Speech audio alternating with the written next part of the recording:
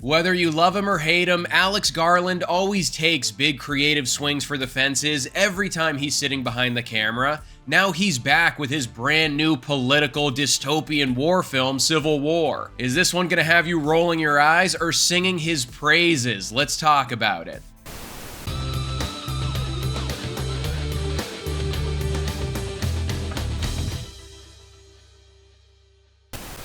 What's up, guys? I'm Sully, and today I'm super excited because we finally get to talk about the brand new film from Alex Garland, Civil War. All you need to know about this one is that the story goes like this. A journey across a dystopian future America, following a team of military-embedded journalists as they race against time to reach DC before rebel factions descend upon the White House. So I've been a fan of Alex Garland's work for a long time now. Ex Machina is in my top 15 favorite films ever. Annihilation is an impressive sci-fi spectacle. Men is not that great, but I can respect what he was trying to do with it, I guess. Needless to say, even though he kind of seems like he's trending a bit in the wrong direction over the years when it comes to how much I enjoy his films, he's always developing interesting projects, and whatever he puts out consistently warrants an opening day trip to the theater. So as you can imagine, when I heard that A24 was basically gonna let him run loose and create his own dystopian political blockbuster by their standards, I couldn't have bought my tickets fast enough. But the buzz has been getting nuts for this one ever since it premiered at South by Southwest, so is it actually the best film we've gotten out of Alex Garland so far?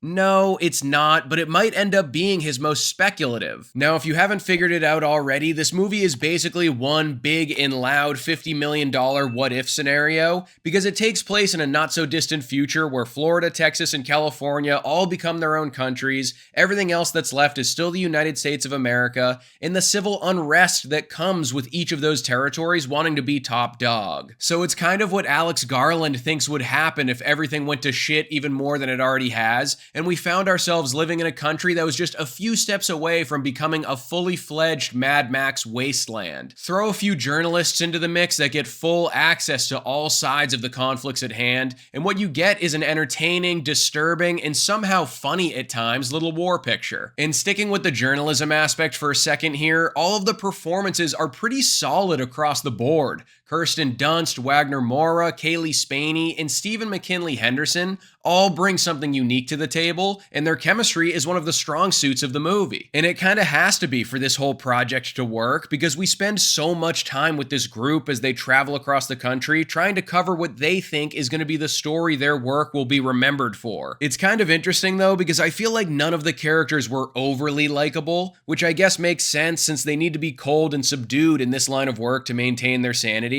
But I don't know if there was any one character that I was really rooting for over the course of the film. There are definitely emotional moments involving all of them, but I don't think I'm going to be running out and getting a t-shirt with any of their faces on it anytime soon. I'll put it that way. What I really want to talk about though is the action, because I was kind of surprised with just how impressive and assaulting all of the combat sequences were in the film. I mean, obviously it doesn't take a rocket scientist to know that this is a war movie, so of course it's going to be littered with them, but I don't think I've seen a depiction of warfare in a movie that's as visceral as this in a long time. You're gonna leave the theater thinking that you actually got flashbanged, because it is just an absolute barrage to the senses. What's kind of ironic is that there's a little bit of a running theme in the movie about how to be a good war photographer, you have to be desensitized and ruthless enough to get the money shot you're looking for, and Garland himself never shies away from showing us all of the grisly details here. If you think a dude's about to get shot, you're about to see him get shot. His challenging me with his themes is nothing new, but now he's challenging me with his imagery as well, because every frame looks fantastic, but you can't ignore the fact that it's equal parts haunting as well. You're gonna wanna leave the kids at home for this one. Something to mention before wrapping up is that obviously since this film has such an intense political backdrop to it, people from all walks of life are gonna scrutinize every aspect, trying to see if it leans more with their own line of thinking or with that of the other side. And for what it's worth, I think this movie's much more concerned about portraying the horrors of warfare in general, and that in these situations there are no groups that walk away with a victory. Maybe maybe someone with a fancy degree from an Ivy League school will tell me that I'm wrong about that, but I feel like you get a lot more out of the film and what it's trying to say if you don't try to fit it into some kind of cookie-cutter agenda. That being said, not all of the messaging was as clear or as poignant as I would have wanted it to be, but there's still an intense and worthwhile ride to be had here. Overall, guys, Civil War is an interesting, entertaining, and brutal attack on the senses. Alex Garland is completely left to his own devices and is allowed to make his crazy A24 dystopian political blockbuster however he deems fit. The performances are solid, the script is well written, and the combat sequences are gonna leave a mark on you. I could have done with a few more emotional beats to really get me attached to this group of characters, and I wish the messaging was more profound, but the experience this delivers will still have you talking long after the credits roll. Civil War gets a Sully score of 3.5 stars.